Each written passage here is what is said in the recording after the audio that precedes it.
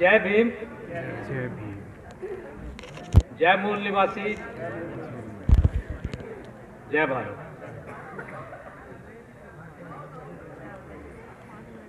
अपने समाज के सभी संतों महापुरुषों को नमन करते हुए, खासकर भारत रत्न बाबा साहब डॉक्टर भीमराव अंबेडकर जी को नमन करते हुए, सबसे पहले तो मैं पूरे देशवासियों को और खासकर अपने बहुजन समाज के साथियों को, जिनके बीच से बाबा साहब डॉक्टर भीमराव अंबेडकर पैदा हुए, भारतवर्ष के 75वें गणतंत्रता दिवस की बहुत बहुत हार्दिक शुभकामनाएं देता हूं, बधाई देता हूं। कई वक्ताओं ने हमारे समाज की व्यथाओं को आज के अपने भाषण में आप सबके सामने रखा। किन किन समस्याओं से हमारा समाज आज भी जूझ रहा है और सदियों से भी जूझता आ रहा है, और क्यों हम इस चक्रव्यूह से बाहर नहीं निकल पा रहे हैं, उनके कारण भी आपको समझाए। मंच पर बहुत ही सम्मानित हमारे साथी परमादरणीय वीर सिंह जी बहुत, जो भारतीय समाज निर्माण संघ के राष्ट्रीय अध्यक्ष हैं, आदरणीय राजेश जी जो BSNS के राष्ट्रीय महासचिव हैं, और हमारे छोटे भाई बहुत ही जुझारू नॉलेजेबल साथी हरनाम सिंह जी, और प्रोफेसर साहब परमजीत जी, सरोज राणा जी, रमेश बोध जी, और मेरे समक्ष उपस्थित हमारे समाज की बहुत ही सम्मानित महिलाएं और अन्य साथी। सभी कुछ बातें आपके सामने काफ़ी विस्तार से हमारे साथियों ने समझाई हैं। सबसे ज़्यादा जो मुझे लगा, जो इम्पैक्ट, जो असर आप सब पर हुआ होगा, वो हमारे जो युवा साथी हैं हरनाम सिंह जी, उनकी बातों का जरूर असर हुआ होगा। ये असर क्यों हुआ होगा? क्योंकि उन्होंने अपना व्यक्तिगत उदाहरण देकर आपको समझाया है कि किस प्रकार हम फालतू के पाखंडों और आडंबरों से यदि अपने परिवार को जागृत कर दें और इन पाखंडों और आडंबरों से मुक्त हो जाएं, तो किस प्रकार हमारा समाज, हमारा परिवार और हमारे जो युवा साथी हैं, किस प्रकार एक बहुत ही सामाजिक स्तर को, एक बहुत ही चारित्रिक स्तर की ऊंचाइयों को हम छू सकते हैं। ये बात मुझे इसलिए भी अच्छी लगी कि आज से 40 वर्ष पहले हम 7 भाई बहन थे। एक मेरे भाई की मृत्यु हो गई, और सबसे बड़ा मैं अपने घर में था। माता पिता मेरे मजदूर थे, मैं भी मजदूरी ही कर करके यहाँ तक पहुँचा हूँ। 13 साल की उम्र से मैं मजदूरी करता रहा हूँ कारखाने में। आप सोच नहीं सकते कि 40 साल पहले जब मैंने अपने से छोटी बहन का, अपनी बहन का विवाह किया था, क्योंकि मैं बड़ा था उससे, मैं नौकरी लग गया था उस समय, SDO लग गया था मैं हरियाणा सरकार में, तब भी 40 वर्ष पहले भी हमने किसी पंडित पाध्याय को जो है अपनी बहन की शादी में नहीं बुलाया था। ये ध्यान रखना।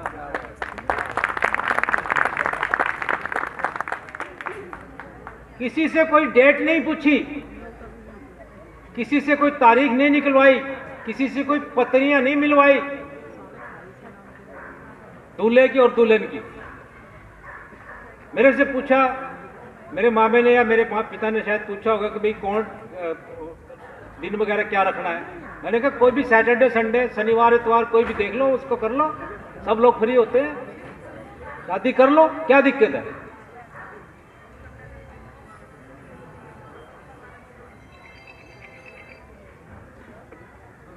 अपनी शादी और उसके बाद अपने जो 5 मेरे भाई बहन रह गए थे, उन सब की शादी में किसी को नहीं बुलाया, ना किसी पंडित से कोई तारीख निकलवाई, ना कोई पत्री मिलवाई। तो जब हम अपने व्यवहार में और एक लीडरशिप के रोल में प्रस्तुत करके समाज के सामने अपने खुद के व्यवहार को उनके सामने वर्णन करते हैं, तो मैं शर्त के साथ कह सकता हूं कि उसका दुगना तिगना असर समाज के ऊपर होता है।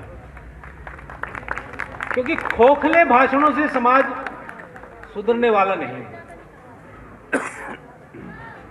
और कल ही हमारा आईपीएस का जो व्हाट्सएप ग्रुप है, उसमें कुछ डिस्कशन चल रही थी आरक्षण के बारे में और दूसरी चीज़ों के बारे में। कुछ हमारे जो आईपीएस हैं, ब्राह्मण साथी हैं हमारे, कुछ लिख रहे थे, कुछ ये है, कुछ वो है, ऐसे नहीं होना चाहिए, वैसे नहीं होना चाहिए।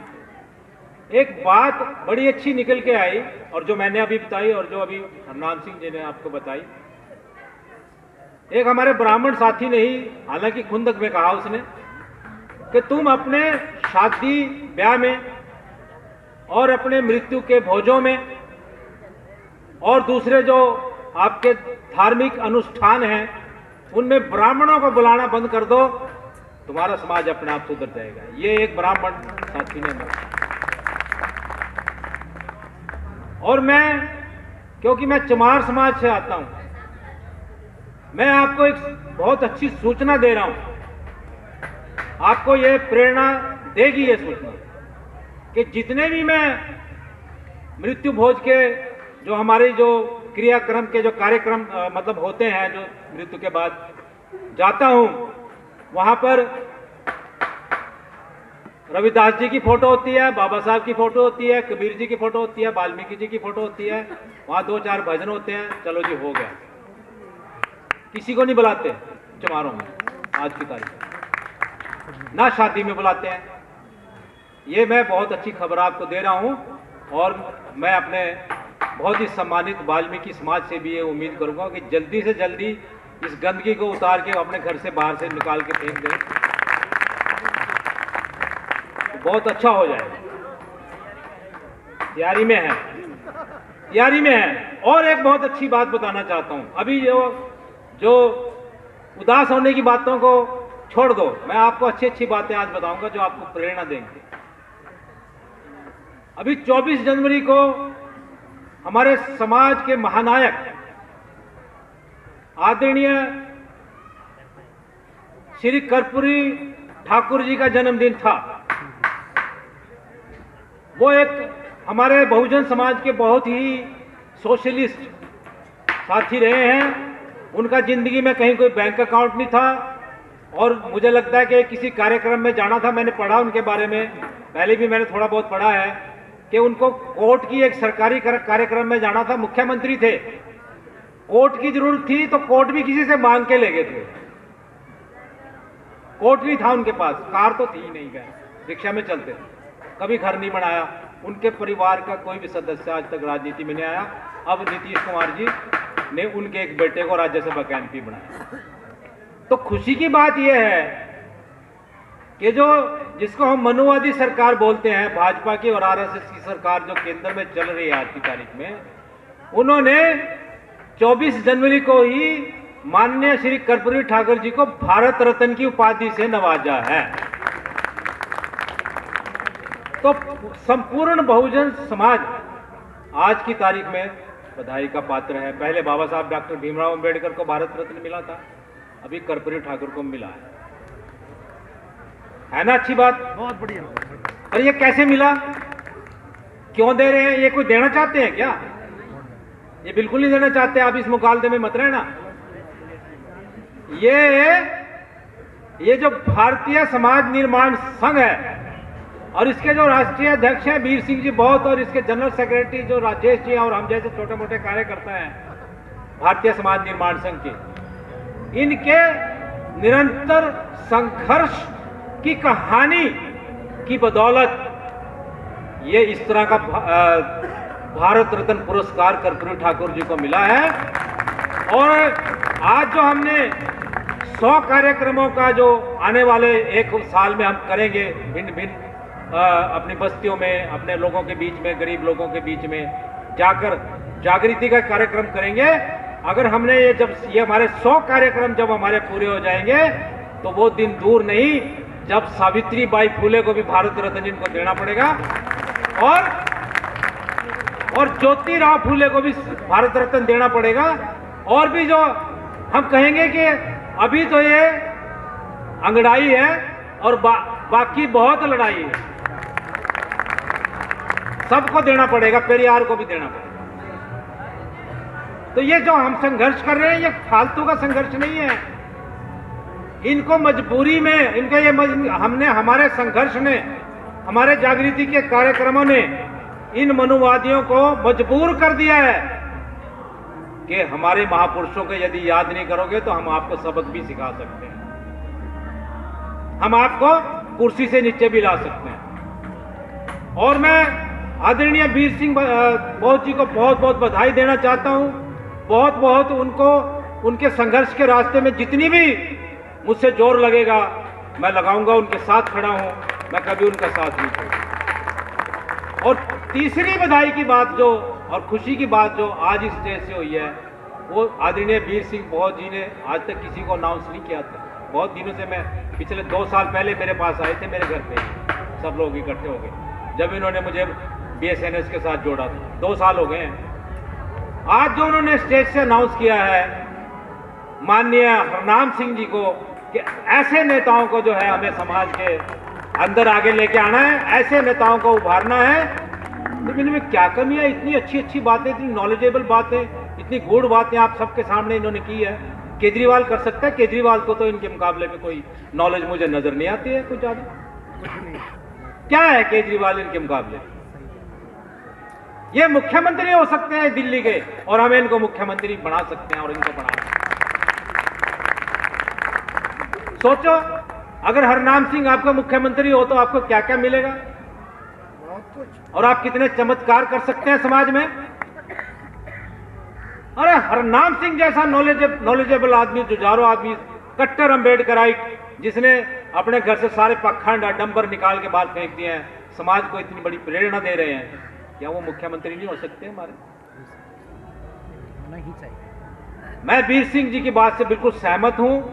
हमें हरनाम सिंह जी को और उन जैसे अन्य साथियों को, समाज के जुझारू साथियों को, नॉलेजेबल जो ज्ञानी साथी हैं, जो पूरी तरह पढ़े लिखे हैं, हर चीज को बारीकी से समझते हैं, जानते हैं, उनको आगे लेकर आना है और उनको नेतृत्व प्रदान करने का रास्ता उनको देना है, ताकि वो ना केवल दिल्ली बल्कि अन्य आसपास के राज्यों में भी अपने नेतृत्व की शक्ति जो है हमारे समाज को प्रदान कर सके। ये हमें करना है। और अभी मैं वीर सिंह जी से भी बात कर रहा था कि भाई हम कह तो देते हैं कि भाई चलो ठीक है, हम किसी को नहीं बुलाएंगे, अपने धार्मिक अनुष्ठानों में, शादी में, ब्याह में, मृत्यु में नहीं बुलाएंगे, लेकिन हमें उनको एक सोल्यूशन तो देना पड़ेगा, एक सोल्यूशन तो देना पड़ेगा। थोड़ा बहुत तो कोई कार्यक्रम तो चाहे रविदास के उस पर करें या वाल्मीकि जी के उस पर करें, कैसे भी करें, कुछ तो करना ही पड़ता है। शादी करते हैं तो भाई चलो एक ये कर लिया, कोई दोहा ही बोल दिया कबीर का या रविदास जी का, कुछ तो बोलते ही है लोग। तो वो रास्ता हमको, समाज को एक सॉल्यूशन हमको देना है। और आज से 150 साल पहले 1873 में ये रास्ता आप सब लोगों को, पूरे समाज को महात्मा ज्योतिबा फूले ने दिया था, जब उन्होंने सत्यशोधक समाज की स्थापना की 1873। क्यों की थी सत्यशोधक समाज की स्थापना? क्योंकि उनको पता लग गया था, वो समझ गए थे कि हमारा समाज जो है ये ब्राह्मणों ने इसी में उलझा रखा है कि शादी के टाइम, पतरियां मिलाने के टाइम, जन्मपत्री बनाने के टाइम, मृत्यु के टाइम आपको हमारी जरूरत पड़ेगी ही पड़ेगी, इसलिए आप हमसे बच नहीं सकते हमारे प्रकोप से। तो फुले साहब ने सोचा कि इनको इस दुष्प्रकोप से बचाना है, इसलिए उन्होंने सत्य शोधक समाज की स्थापना की। आप सत्य शोधक समाज के बारे में, उसके उद्देश्यों के बारे में पढ़ सकते हैं। उन्होंने प्रोवाइड की सर्विसेज, समाज को इस प्रकार की सेवाएं प्रोवाइड करी। कहा कि भाई तुम ऐसे करो, शादी करनी है ये करो, ऐसे कर लो, ये अनुष्ठान कर लो, शादी करो, हो जाए, हो गई आपकी शादी, ठीक है, चलो जाओ, मृत्यु हुआ, हो गई। तो इस तरह से हमको सॉल्यूशन समाज के सामने प्रस्तुत करने हैं, ताकि समाज को एक फैसिलिटी मिले कि हम कैसे बाहर आ सकते हैं। मैंने अपने जो हमारे चमार जाटव समाज का उदाहरण आपको दिया, किस प्रकार उन्होंने इसको एक तरीके से अपना तरीका ईजाद करके, खुद खोज करके इसको बाहर निकाल दिया। वाल्मीकियों को भी ऐसा करना है और करना पड़ेगा, इसके सिवाय कोई चारा नहीं। और भी बहुत सी बातें हैं, जैसे अभी हमारे साथी एक वो यूपीएससी इंजीनियरिंग सर्विसेज में पहले ही चांस में उन्होंने जो एग्ज़ाम पास किया है, पहले तो उनको मैं बधाई देना चाहता हूँ बहुत बहुत। वो प्रेरणा के स्रोत हैं हमारे समाज के लिए। और मैं उनको ये भी बताना चाहता हूँ कि पृथ्वीराज ने भी पहले ही अटेम्प्ट में सब कुछ क्लियर किया था, दूसरा अटेम्प्ट नहीं दिया मैंने, पहले ही अटेम्प्ट में हो गया सब कुछ। तो ऐसे ऐसे हमें युवाओं को भी समाज के सामने समय समय पर प्रस्तुत करते रहना है, ताकि हमारे जो युवा साथी हैं, जो संघर्षशील हैं अपने जीवन में, उनको प्रेरणा मिले और वे जीवन की ऊंचाइयों को छू सकें। हाल ही में एक लास्ट बात बस बताना चाहता हूं, उसके बाद आदरणीय वीर सिंह जी आपको संबोधित करेंगे। ASER की रिपोर्ट आई है, वो भी जो हमारा IPS ग्रुप है, व्हाट्सएप ग्रुप है, उसमें आई थी, लेकिन बाद में मैंने उसको पढ़ा है, काफ़ी ध्यान से पढ़ा है। ASER का मतलब हमारे जो यहाँ पे साथी बैठे हैं शायद समझते होंगे, एनुअल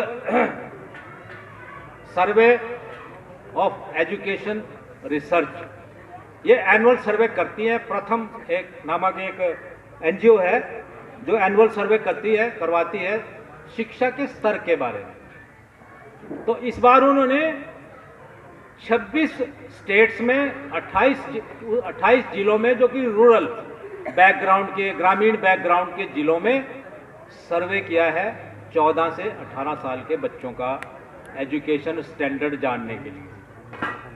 35,000 के करीब बच्चों का उन्होंने इंटरव्यू लिया, उनसे बातचीत की और उनसे प्रश्न पूछे, उनसे कुछ सवाल जवाब करवाए, कुछ मैथमेटिक्स के सवाल हल करवाए। तो वो ASER की रिपोर्ट आपके लिए पढ़ना बहुत ज़रूरी है, सब लोगों के लिए जो हमारे एजुकेटेड लोग हैं। उससे आपकी आंखें खुल जाएंगी कि हमारे देश की जो 14 से 18 साल की जो उभरती हुई हमारे युवा होते हैं, जिनको सीखने का एक जज्बा होता है, कितना गिरा हुआ स्तर है हमारी एजुकेशन का। 50% से ज़्यादा बच्चे 14 और 18 साल के बीच में अंग्रेजी का एक वाक्य नहीं पढ़ सकते, एक वाक्य नहीं पढ़ सकते। 65% के करीब बच्चे अंग्रेजी का वाक्य तो पढ़ लेंगे, लेकिन उनसे पूछो इसका मीनिंग क्या है, इस सेंटेंस का मतलब क्या है। 65% बच्चे बता नहीं पाए कि इस सेंटेंस का मतलब क्या है। 3 डिजिट डिवीजन, 3 अंकों की जो भाग 1 अंक से करवाना है, 3 अंक है, 1 अंक से उसको भाग करवाना है मैथमेटिक्स में। 52% बच्चे 3 अंकों का गणित का ये छोटा सा सवाल नहीं कर पाए पूरे देश में। 52% बच्चे। स्कूलों में कौन पढ़ता है? सरकारी स्कूलों में, गांव के स्कूलों में भाई टाटा बिरला के बच्चे तो नहीं पढ़ते, वो तो हमारे बच्चे ही हैं। तो अब आप सोचो कि भाई मंदिर तो ऐसे भव्य भव्य बन रहे हैं कि भाई जैसे इस दुनिया में कोई 9वां अजूबा पैदा कर दिया। 8 अजूबे तो सुने थे, अब 9वां कर दिया पैदा है। इतने भव्य मंदिर। अरे भाई शिक्षा के मंदिरों की तरफ भी तो ध्यान दे लो, जहां पे हम जैसे गरीब लोगों के बच्चे पढ़ते हैं, जहां से हम पढ़ के आए हैं, जहां से वीर सिंह जी आए हैं, उसकी तरफ तो कोई ध्यान नहीं है। और ये इनका दुर्भाग्य है मनुवादियों का कि राम मंदिर के उद्घाटन के साथ साथ ही ये SER की रिपोर्ट भी अखबारों में छपी है और पब्लिश हुई है। शर्म की बात है इस देश के। धार्मिक उन्माद की तरफ आप हमारे युवाओं को ले जा रहे हैं, एजुकेशन की तरफ नहीं ले जा रहे। आज की तारीख में भी 1000 से ज्यादा स्कूल फूस के छप्पर में चल रहे हैं। मिडिल स्कूल फूस के छप्पर में 1000 से ज्यादा, 75 वर्ष की आज़ादी के उपरांत ये हाल है। तो कहने का मतलब यह है कि आप समझ जाओ कि आपकी परिस्थितियां कितनी विकट हैं और आपको कितना संघर्ष करना पड़ेगा उस लेवल तक पहुंचने के लिए। और तीसरी बात और आखिरी बात कह के अपनी बात खत्म करता हूं कि हाल ही में जो 22 जनवरी को जो राम मंदिर का जो उद्घाटन हुआ और वहां पे जो प्राण प्रतिष्ठा हुई, उसमें जो भारतीय जनता पार्टी और RSS के लोग तो थे ही, और बड़े बड़े फिल्म कलाकार, बिजनेसमैन और राजनीतिज्ञ, बड़े बड़े लोगों ने वहाँ पे जाके भाग लिया। और दुर्भाग्यवश वहाँ पे हमारे दो जो बुद्धिस्ट मॉन्क भी थे, हमारे बुद्धिस्ट मॉन्क, हिंदी में मॉन्क को क्या बोलते हैं, भंते जी भी थे दो, वो भी एक दुर्भाग्य की बात है। और हिमाचल प्रदेश में जहाँ कांग्रेस की सरकार है, उन्होंने छुट्टी घोषित करी। एक मंत्री भी आया उनका वो प्राण प्रतिष्ठा अटेंड करने के लिए। और हेमंत सोरेन जो झारखंड का मुख्यमंत्री है, उन्होंने भी आधे दिन की छुट्टी की। लेकिन खुशी की बात यह है कि चीफ जस्टिस ऑफ इंडिया ने, ये जो मैंने पढ़ा है अखबार में, उन्होंने कहा कि भाई कोई छुट्टी नहीं होगी, आज वर्किंग डे है, आपको वर्किंग करनी चाहिए। बिहार की सरकार ने कोई छुट्टी नहीं की कि वर्किंग डे है, सबको दफ्तर में आना पड़ेगा, कोई प्राण प्रतिष्ठा की कोई छुट्टी नहीं, कुछ नहीं। लेकिन ये जो काओ बेल्ट है, जिसको गाय की पट्टी बोलते हैं, काओ बेल्ट, जिसमें कि यूपी है, ये इन सब ने जो है जहां जहां भाजपा की सरकार है, सब ने छुट्टी करी। और दुख की बात यह है कि जो मेन अपोजिशन लीडर जिसको हम मानते आदरणीय श्री राहुल गांधी जी, वो भी गुवाहाटी में एक मंदिर में प्रवेश करना चाह रहे थे उस दिन कि मुझे मंदिर में फलाने फलाने भगवान के दर्शन करने, मुझे जाने दिया जाए। वहां पे उनको रोका गया, थोड़ा मारपीट भी हुई, हिंसा भी हुई, उनको जाने नहीं दिया मंदिर में। लेकिन वो मंदिर में जाने की कोशिश जरूर कर रहे थे। इसी प्रकार केजरीवाल जी की स्टेटमेंट मैंने पढ़ी, उन्होंने कहा कि हम हनुमान चालीसा पढ़ेंगे, हम मंदिरों में जाएंगे, हम ये करेंगे, वो करेंगे। तो कहने का मतलब ये है कि जितनी भी हमारी राजनीतिक पार्टियां हैं, चाहे वो विरोधी पक्ष की हों और चाहे वो केंद्र में सत्ता में हों, सब एक ही पिच पे बैटिंग करना चाहती हैं, जिसका नाम है हिंदुत्व की पिच। उसी पिच पे ये सब लोग बैटिंग करना चाह रहे हैं। तो हमारे लिए तो जो अंबेडकरवाद की पिच है, जो द्रविडियन पॉलिटिक्स की पिच है, जो मूल निवासी राजनीति की पिच है, वो तो खाली पड़ी है। इस पे तो हमको बैटिंग करनी है ना, तो इस पे बैटिंग करो, खुला है मैदान, खुला है, सारे हिंदू एक तरफ और हम सारे अंबेडकरवादी एक तरफ, आ जाओ मैदान में, ठीक है, हम अपनी सरकार बनाएंगे। इस पिच पे बैटिंग करो। और एक और मैंने अभी एक बुक रिलीज हुई है, बहुत अच्छी, सबको मैं नोट करवाना चाहता हूँ। श्री शशि थरूर जी ने बुक लिखी है लेटेस्ट, बाबा साहब डॉक्टर भीमराव अंबेडकर के ऊपर। वो मैंने पढ़ी है। अभी मैंने काफ़ी बुक्स पढ़ी हैं बाबा साहब डॉक्टर भीमराव अंबेडकर के ऊपर। मुझे फाइनेस्ट यानी कि बहुत ही अच्छी बुक लगी है, वो शशि थरूर ने लिखी है, इंग्लिश में है, मैंने मंगवाई थी अमेजन से, मैंने पढ़ ली है। उसको भी आप मंगवाएं जरूर, उसको पढ़ें, बहुत अच्छी बातें उसमें मुझे नई नई बातें जानने को मिली हैं। एक बात और जानने को मिली है कि शेड्यूल कास्ट फेडरेशन, जो बाबा साहब डॉक्टर भीमराव अंबेडकर की आखिरी राजनीतिक पार्टी थी, 1955 में बाबा साहब डॉक्टर भीमराव अंबेडकर ने शेड्यूल कास्ट फेडरेशन की केंद्रीय समिति की अध्यक्षता करते हुए यह रेजोल्यूशन पास करवाया था कि हमें आज के बाद राजनीतिक आरक्षण नहीं चाहिए। हालांकि शुरू में उन्होंने कहा था कि 10 साल के लिए है, वही राजनीतिक आरक्षण की बात कर रहा हूं। हमारा जो सर्विसेज में दूसरी जगह में आरक्षण है उसकी बात नहीं कर रहा, मैं राजनीतिक आरक्षण की बात कर रहा हूं। शेड्यूल कास्ट फेडरेशन का रेजोल्यूशन है जिसकी अध्यक्षता बाबा साहब डॉक्टर भीमराव अंबेडकर ने की थी 1955 में, कि हमें राजनीतिक आरक्षण आज के बाद नहीं चाहिए। क्यों ऐसा उन्होंने किया होगा ये तो आप खुद समझ सकते हैं। ये जो चमचे जो इस हमारे समाज में पैदा हो गए हैं, जो सिर्फ उनका एक ही एम होता है कि 2 करोड़ दो, 3 करोड़ दो, टिकट लेके आओ बीजेपी का, आम आदमी पार्टी का, कांग्रेस का एमएलए बन जाओ, समाज को धोखा दो, लूटो, अपने घर बनाओ, अपनी कारें बनाओ, अपनी जमीन बनाओ, अपनी कोठियां बनाओ, बस यही काम है। हाल ही में एक हरियाणा के एक नेता, जिनका मैं नाम नहीं लेना चाहता, पिछले 1 साल में 4 पार्टियां बदल चुके हैं, अल्टीमेटली भाजपा की गोदी में आके गिरे हैं। नाम नहीं लेना चाहता। खिलवाड़ कर रहे हैं हमारे समाज के बच्चों के भविष्य के साथ, कभी इस पार्टी में कभी उस पार्टी में। क्या प्रेरणा देना चाहते हैं बच्चों को? हमारे बच्चे भी इसी तरह जो है दूसरी राजनीतिक पार्टियों में भटकते रहें, टिकट के लिए पैसे खर्च करते रहें, लूटते रहें आपस में, यह नहीं चलेगा।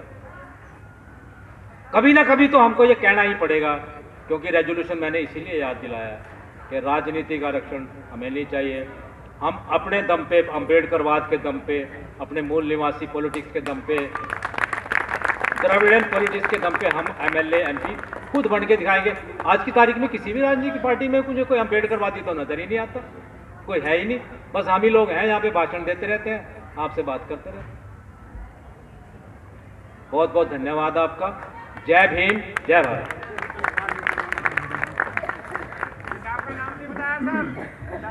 आपका नाम नहीं बताया सर। शशि थरूर के नाम से खड़ा बाबा Saheb Ambedkar. Ambedkar alive, Ambedkar alive, Ambedkar alive, Ambedkar alive.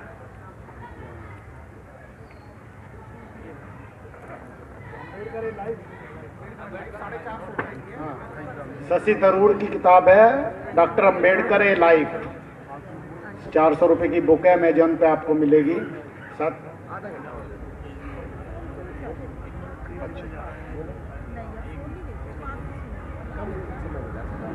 Doctor Shambhu उजैनवाल जी हमारे बीच में हैं, वो 1 मिनट अपनी बात